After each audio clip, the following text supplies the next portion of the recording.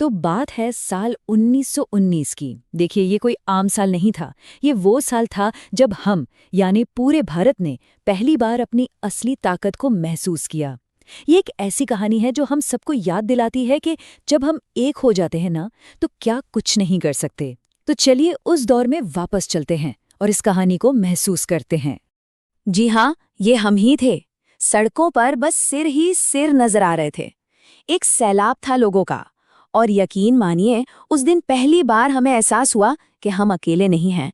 पहली बार महसूस हुई वो ताकत, वो एकता जो इससे पहले हमने कभी नहीं देखी थी। लेकिन सवाल ये उठता है कि आखिर ऐसा क्या हुआ था कि हम सब अपने घरों से निकलकर सड़कों पर आ गए। वो कौन सी एक चिंगारी थी जिसने पूरे देश में जैसे आग ही लगा दी। असल में इस सैलाब के पीछे सालों से दबा हुआ हमारा दर्द था, हमारा गुस्सा था। तो इस पूरी कहानी को समझने के लिए हमें थोड़ा पीछे जाना होगा, पहले विश्व युद्ध के ठीक बाद के उस मुश्किल दौर में। वो एक ऐसा वक्त था जब हमारी सारी उम्मीदें एक एक करके टूट रही थी और चारों तरफ बस मायूसी ही मायूसी थी। हम सबको यही लगा था कि चलो अब जंग खत्म हो गई है तो शायद कुछ राहत मिलेगी, शायद हमारे दिन फेरेंगे। लेकिन हुआ ठीक इसका उल्टा। राहत तो दूर की बात, हालात पहले से भी ज्यादा खराब हो गए थे। 120 से 130 लाख, जरा सोचिए इस आंकड़े के बारे में। ये सिर्फ एक नंबर नहीं है। 1921 की जनगणना बताती है कि इतने लोग, हमारे अपने लोग, अकाल और फ्लू की महामारी में मारे गए थे। ऐसा कोई घर नहीं था जहां मातम न हो। और मुसीबतें थी कि थमने का नाम ही नहीं ले रही थी। एक तरफ हर चीज के दाम मतलब दुगने हो गए थे, ऊपर से सरकार हम पर नए नए टैक्स लगा रही थी। गांव के नौजवानों को जबरदस्ती फौज में भर्ती किया जा रहा था। और इन सब के ऊपर हमारी फसलें भी बर्बाद हो गई, मतलब खाने तक के लाले पड़ गए थे। लेकिन कहते हैं ना कि घोर अंधेरे में ही उम्मीद की एक किरण दिखती है। तो बस उसी निराशा के बीच एक नए नेता सामने आए, और वो अपने साथ लाए थे लड़ाई का एक बिल्कुल नया तरीका, एक नया रास्ता, एक नई उम्मीद। इस नए विचार का नाम था सत्याग्रह, मतलब सत्य के लिए आग्रह करना। गांधी जी ने हमें समझाया कि ये सिर्फ हाथ पर हाथ धरे बैठना नहीं है। नहीं, ये तो हमें सिखा रहा था कि अगर हम सच्चे हैं तो हमारी सच्चाई ही हमारी सबसे बड़ी ताकत है। एक ऐसा हथियार जिसके आगे बड़े से बड़ा जुल्म भी नहीं टिक सकता। और हाँ, ये कोई नया आइडिया नहीं था जिसे पहली बार आजमाया जा रहा हो। नहीं, गांधी जी ने इसी तरीके को, इसी सत्याग्रह को दक्षिण अफ्रीका में नस्लभेदी कानूनों के खिलाफ इस्तेमाल किया था, और वो भी पूरी कामयाबी के साथ। वहां वो हमारे ही जैसे भारतीय मजदूरों के हक के लिए लड़े थे। गांधी जी ने कहा था, और उनके ये शब्द हमारे लिए एक मंत्र की तरह थे, कि सत्याग्रह शारीरिक बल नहीं है। मतलब सत्याग्रही अपने दुश्मन को तकलीफ नहीं देता, वो उसे खत्म नहीं करना चाहता। इस लड़ाई का मकसद नफरत फैलाना नहीं, बल्कि सामने वाले के ज़मीर को जगाना था। ये लड़ाई अपने आत्मबल से लड़ी जानी थी।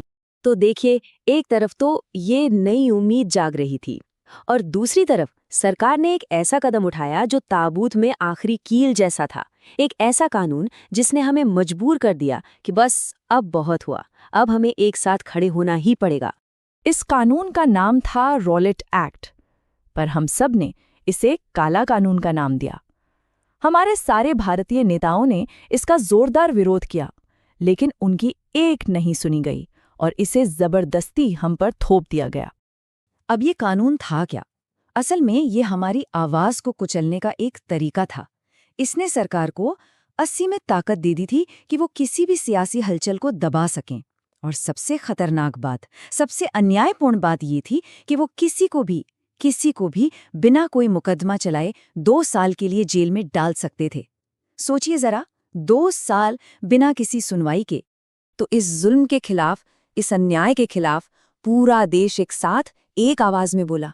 गांधी जी ने बस एक आवाज दी और पूरा हिंदुस्तान, पूरा भारत उनके पीछे खड़ा हो गया। तो गांधी जी ने इस काले कानून के जवाब में एक देशव्यापी हड़ताल का ऐलान किया। 6 अप्रैल की तारीख तय हुई। ये एक अहिंसक सविनय अवज्ञा थी। मतलब हम शांति से, बिना किसी हिंसा के, इस अन्यायपूर्ण कानून को मानने से साफ इनकार करने वाले थे। और उस दिन जो हुआ वो सच में इतिहास था। शहरों से लेकर दूर दराज के गांवों तक हर कोई सड़कों पर था। उस दिन हमें पहली बार ये एहसास हुआ कि हम सब एक हैं। हम कोई अलग अलग लोग नहीं, हम एक राष्ट्र हैं। और ये एहसास, इसने हमें हमेशा हमेशा के लिए बदल कर रख दिया। तो 1919 का वो विरोध, वो महज एक हड़ताल नहीं थी। उसने हमारे आने वाले कल का, हमारे भविष्य का रास्ता तय कर दिया था। ये हमारी आज़ादी की लड़ाई में एक नए दौर की शुरुआत थी।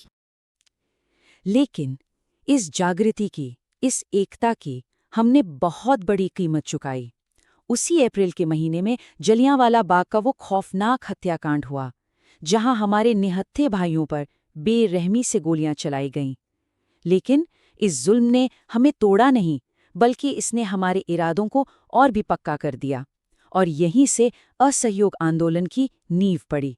उनकी हिंसा हमें झुका नहीं पाई, बल्कि उस आग ने हमारे अंदर एक नया संकल्प पैदा किया।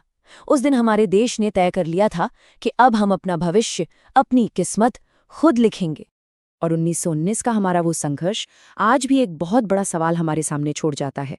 एक ऐसा सवाल जो हमेशा मौजूद रहेगा कि जब कानून ही अन्याय करने लगे तो एक इंसान को, एक समाज को क्या करना चाहिए।